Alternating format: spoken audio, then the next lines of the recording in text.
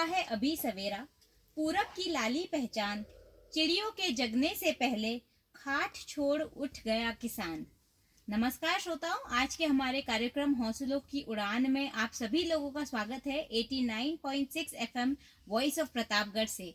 आज हमारे कार्यक्रम में जुड़े हुए हैं श्री शंभूलाल जी पाटीदार, जो हमारे प्रगतिशील किसान प्रतापगढ़ जिले के हैं।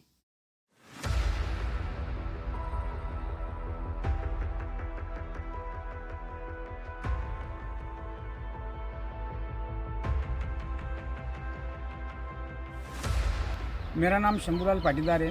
मैं खीरोड का निवासी हूँ, प्रतापगढ़ जिला है। और मैं इस संरक्षित खेती में पोली हाउस में अभी खीरा ककड़ी लगा रखी है।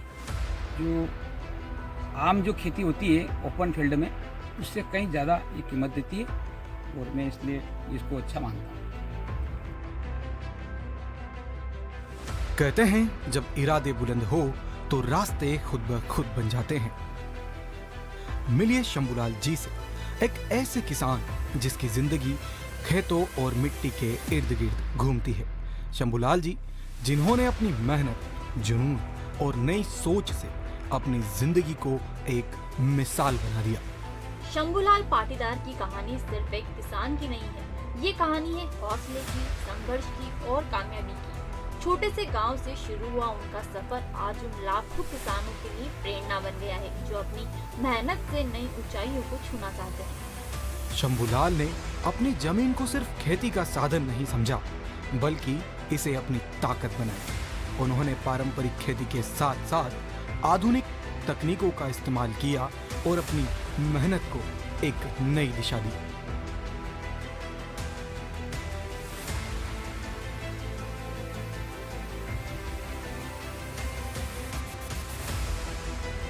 हाँ सर, ये पोली हाउस है मेरे पास एक अलग से।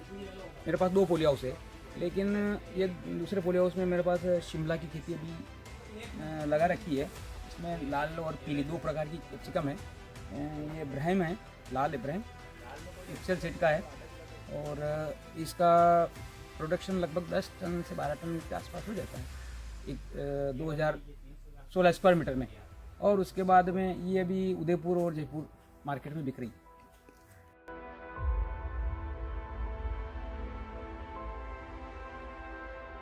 लेकिन ये सफर आसान नहीं था। शंभूलाल जी ने मुश्किलों का डटकर सामना किया और आज उनकी मेहनत रंग लाई है। शंभूलाल पाटीदार न सिर्फ अपनी फसलें उगाते हैं, बल्कि दूसरों को भी सिखाते हैं कि खेती में कैसे नए बदलाव किए जा सकते हैं। वो कहते हैं अगर सोच नहीं हो तो कामयाबी आपके कदमों में होगी।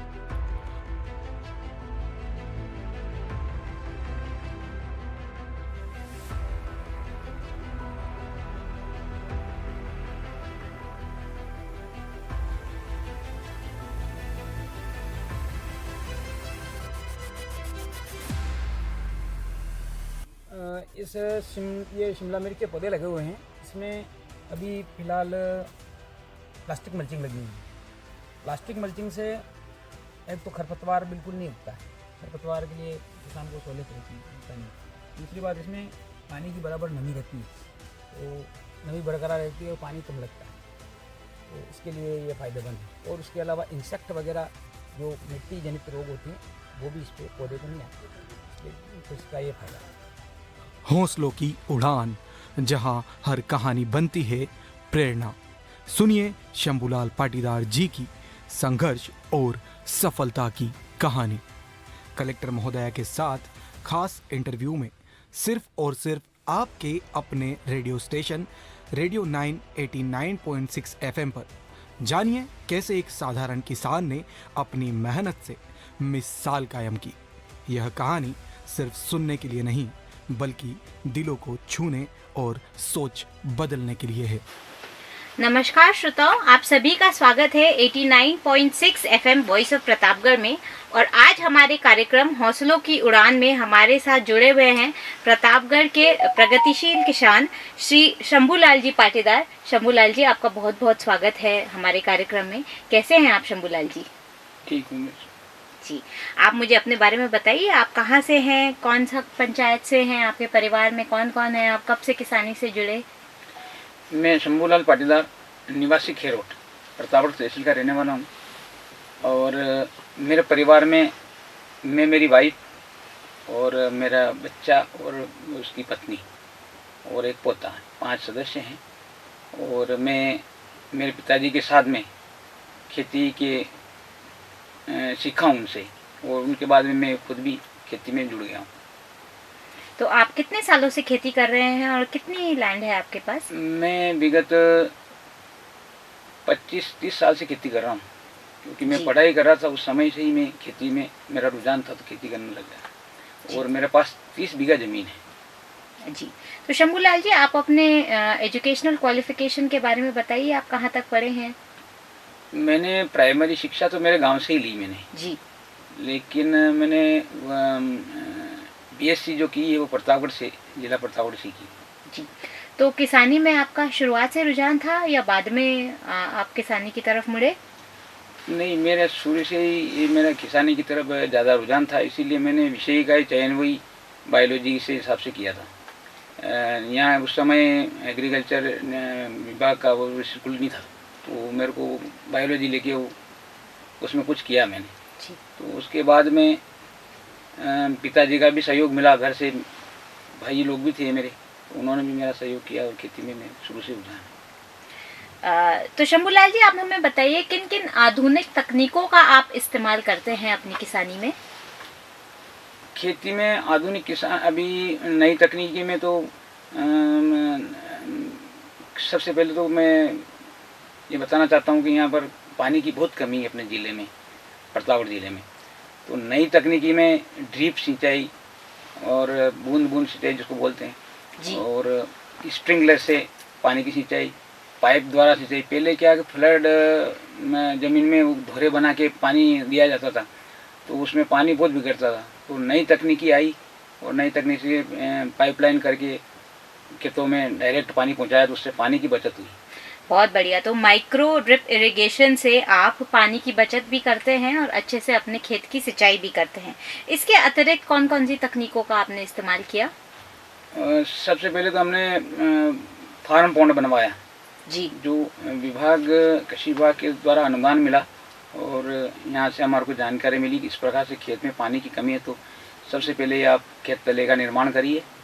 तो मैंने अनुदान के ऊपर खेत तले का निर्माण किया और वहाँ से पानी हमने खेतों में सिंचाई के लिए उपयोग किया, तो मेरे को उससे काफ़ी आमदनी मिली। और मुझे बताया गया कि आपके पास 2 पॉली हाउस भी हैं। जी, मेरे पास 2 पॉली हाउस है।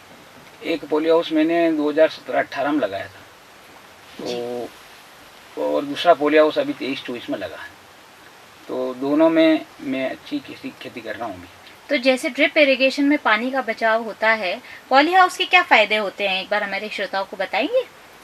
पॉली हाउस एक संरक्षित खेती है, जी। जिसमें मौसम को अपने अनुकूलित बना सकते हैं अपन किसान। जी। तो वो, और बाहर की खेती में वो मौसम अनुकूलित नहीं रह पाता है, क्योंकि अभी जो वातावरण चल रहा है वो दिन में गर्मी, रात में सर्दी, फिर कभी बारिश हो जाए क्या है, तो वो फसल बिगड़ जाती है। पॉली हाउस में एक ऐसी संरक्षित खेती है ताकि अपने मन माफिक हिसाब से अपन खेती उसमें कर सकते हैं। बहुत बढ़िया। प्लास्टिक मल्चिंग के बारे में बताएंगे आप हमारे श्रोताओं को कि आपने प्लास्टिक मल्चिंग से क्या फ़ायदा उठाया? प्लास्टिक मल्चिंग से ज़मीन में ढोले बना के उसके ऊपर मल्चिंग डाल दी जाती है, और फिर उसमें छोटे छोटे छेद बना के उसमें बीजा और ऊपर रोपण करते हैं। सब्जी लगाने के लिए सबसे बढ़िया तकनीक है, जिसमें खरपतवार की समस्या बिल्कुल नहीं रहती किसानों को। और दूसरी बात है, उसमें जो ड्रिप से पानी दिया जाता है ना, तो उसकी नमी बराबर रहती है, तो पानी भी कम लगता है और पौधे चलते रहते हैं लंबे समय तक। बहुत बढ़िया। तो आप मुझे ये बताइए, इन सभी तकनीकों के बारे में आपको सरकार की किन योजनाओं में लाभ मिला, अनुदान मिला, और इन सभी तकनीकों के बारे में आपको सबसे पहले किसने बताया? सबसे पहले कृषि विभाग और उद्यान विभाग प्रतापगढ़, यहाँ से मेरे को इन योजनाओं के बारे में पता चला। तो योजना के पता चला तो सबसे पहले मैंने खेत तले का निर्माण किया, ताकि उससे क्या है कि पानी का रिजर्व हो जाए, ताकि खेत में सप्लाई हो जाए पूरा। उसके बाद में ड्रिप लगाया ताकि पानी की बचत हो, कम पानी में ज़्यादा एरिया में वो पानी जा सके जी। और स्प्रिंकलर का यूज़ भी किया उसमें, ताकि वो भी, उससे भी पानी कम ही लगता है। उसके बाद में मैंने पॉली हाउस लगाए। पॉली हाउस में फिर मल्चिंग का उपयोग किया, उससे भी पानी की बचत। उसके बाद में सौर ऊर्जा से विद्युत उत्पादन, उसमें भी मैंने लगाया एक यूनिट, ताकि उससे भी लाइट के ऊपर डिपेंडेंटता ख़त्म हो गई। किसी भी समय कोई झंझट नहीं, 24 घंटे उसमें मतलब 12 घंटे जब सूर्य चलता है उस समय पानी की वो चला सकते हैं मोटर। तो ये सबसे बड़ा इसका प्लस पॉइंट रहा। और लाइट के लिए फॉल्ट डिफ़ॉल्ट ऐसा कुछ नहीं होता है इसमें, ये सबसे बढ़िया है। तो शंभूलाल जी, अनुदान आपको कितना मिला इन सभी योजनाओं में, कुसुम्बी में, पॉली हाउस में? अलग अलग योजना में अलग अलग अनुदान है। जैसे कि पॉली हाउस में मेरे को 17,05,000 के लगभग अनुदान मिला है जी, एक पॉली हाउस पे। और जैसे सूर्य घर योजना में मिला है 2,29,000 लगभग ऐसा जी। और अपने खेत तलई पे ऊपर भी अनुदान मिला है उसमें। अभी कृषि विभाग के द्वारा जो खेत तलई के अंदर अनुदान दिया जा रहा है वो 73,500 रुपये का अनुदान गवर्नमेंट की तरफ से किसानों को दिया जा रहा है। बाकी किसान ही अपने हिसाब से करता है उसको। शंभूलाल जी, एक खैरोट में क्लस्टर ऑफ फार्मर्स की भी चयन किया गया है, उसके बारे में भी हमारे श्रोताओं को बताएं। जी मैम, अभी खैरोट गांव का विभाग के द्वारा चयन किया गया है, जिसमें सामूहिक क्लस्टर योजना बनाई है, जिसमें सब ज़्यादा से ज़्यादा पॉली हाउस और नेट हाउस शेड नेट का निर्माण करना है, जिसमें ज़्यादा से ज़्यादा किसानों को फ़ायदा मिल सके। उसमें विभाग की तरफ से बहुत बड़ा सहयोग मिल रहा है, सब किसानों को उससे बहुत ज़्यादा फ़ायदा मिलेगा। मैं ये आशा करता हूँ विभाग ऐसे ही हमारी सहायता करता रहे और किसानों को आगे बढ़ाए। तो आप प्रक्रिया सभी किसानों को बताएंगे, यदि किसी को पॉली हाउस के लिए या कुसुम्बी में या पीएम सूर्य घर में किसी भी योजना में लाभ लेना है तो किसान किस तरीके से आवेदन कर सकते हैं? मैं सभी किसान भाइयों को बताना चाहता हूँ कि ये ज़्यादा जटिल समस्या नहीं है। सीधे कृषि विभाग या उद्यान विभाग से संपर्क करके इन सभी योजनाओं का अपन फ़ायदा ले सकते हैं, जिसमें सरकार के द्वारा बहुत सारी योजनाएं चल रही है, जिनमें सब किसानों को ऑनलाइन आवेदन किया जा सकता है। और सभी किसानों को ऑनलाइन आवेदन करने के बाद में नंबर आते ही वो अपना किसी भी ई मित्र पे जाके ऑनलाइन आवेदन किया जा सकता है या स्वयं के द्वारा भी आवेदन किया जा सकता है। तो आपके उत्पादन में इन तकनीकों से कितना सुधार हुआ है? इन तकनीकों को अपनाने से पहले आप क्या क्या उगाते थे, अब क्या उगा पा रहे हैं? आपकी उत्पाद में कितना सुधार हुआ है और आपकी इनकम में कितना सुधार हुआ है, जरा हमारे किसान भाइयों को बताइए। पहले मैं खेती में गेहूं, चने, सरसों ऐसी फसलें लगाता था। अब जैसे नई तकनीकी आई है तो अब थोड़ा चेंजेशन हो गया। अब कुछ मसालेदार पौधे जैसे लहसुन, प्याज और अभी धनिया भी लगा रखा है, तो कुछ ऐसी फसलें भी लगाने और कुछ नकदी फसलें में जैसे कि अमरूद की खेती भी कर रहा हूँ। कैश क्रॉप्स की आप बात कर रहे हैं? जी जी। तो अमरूद की खेती भी कर रखी है, तो वो भी मैंने लगाई। वो तो इनसे क्या है कि किसान की आमदनी बढ़ी। और पॉली हाउस लगाने से तो पहले आपकी आमदनी कितनी थी और आज के दिन आपकी सालाना आमदनी कितनी है शंभूलाल जी? पहले आमदनी 4 लाख से 5 लाख से ज़्यादा नहीं होती थी जी। अब वो 3 से 4 गुना बढ़ गई। अभी 15 से 20 लाख के लगभग आमदनी हो जाती है साल भर में। तो सुना श्रोताओं, आपने पॉली हाउस और अन्य तकनीकों को यूज करके शंभूलाल जी ने सरकारी योजनाओं का लाभ लेके कैसे अपनी इनकम को बढ़ाया, 3 से 4 गुना अपनी इनकम की। और इसीलिए मैं शंभूलाल जी को हमारे ज़िले का प्रगतिशील किसान आप लोगों को बता रही हूँ। सभी किसान भाइयों और बहनों को यही संदेश हमारी तरफ से है कि इन तकनीकों का इस्तेमाल करके आप भी अपनी खेती को उन्नत बना सकते हैं और अपनी स्वयं की इनकम को बढ़ा सकते हैं। पीढ़ी को, युवा किसानों को क्या संदेश देना चाहेंगे? हमारी जो युवा पीढ़ी है वो खेती से थोड़ा दूर जा रहे हैं, उनका इंटरेस्ट कम हो रहा है, तो उन्हें आप क्या संदेश देना चाहेंगे?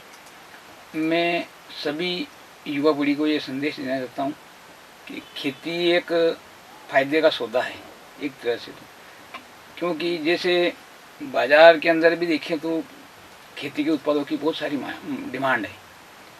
उसके अलावा नए जो आधुनिक तकनीकी की खेती आई है भी, जैसे पॉली हाउस लगाना, ड्रिप इरिगेशन वगैरह, तो इनसे क्या है कि ज़्यादा खेती के लिए कोई इतना आप लोगों को करना ज़रूरत नहीं पड़ती। तो किसान आप यदि चाहते हो कि खेती करना है तो खेती में भी आप सबसे बढ़िया है कि अधिक से अधिक आप पैसा कमा सकते हो, 3 से 4 गुना नई आधुनिक तकनीक अपना करके, जैसे पोली हाउस है, ड्रिप है ऐसी। तो मैं किसान नए युवा साथियों को कहना चाहूँगा कि वो खेती से भागे नहीं और खेती भी आप करके अच्छा आप कमा सकते हैं। शंभूलाल जी, आपने हमारे किसान भाइयों और बहनों को बहुत अच्छे संदेश दिए और जैसा कि आप सभी लोगों को पता है, आधुनिक तकनीकों के माध्यम से इन्होंने अपनी किसानी को उन्नत बनाया, अपनी इनकम को भी बढ़ाया और आने वाले समय भी आर्टिफिशियल इंटेलिजेंस और अन्य आधुनिक तकनीकों से खेती में एक रेवोल्यूशन आने वाला है। तो हमारा भी यही संदेश है कि जो युवा हमारे किसान हैं वो नई आधुनिक तकनीकों का इस्तेमाल करके अपनी किसानी को और बढ़ा सकते हैं। शंभूलाल जी, आप हमारे कार्यक्रम में पधारे, आपका बहुत बहुत धन्यवाद। हमें आप पे बहुत गर्व है। आप इसी तरीके से आगे बढ़ें और अन्य किसानों को भी मोटिवेट करें। धन्यवाद। तो श्रोताओं, आज का हमारा हौसलों की उड़ान कार्यक्रम यहीं समाप्त होता है। अगले रविवार को हम फिर मिलेंगे प्रतापगढ़ की एक मशहूर शख्सियत से। तब तक आप जुड़े रहिए 89.6 FM वॉइस ऑफ प्रतापगढ़ से।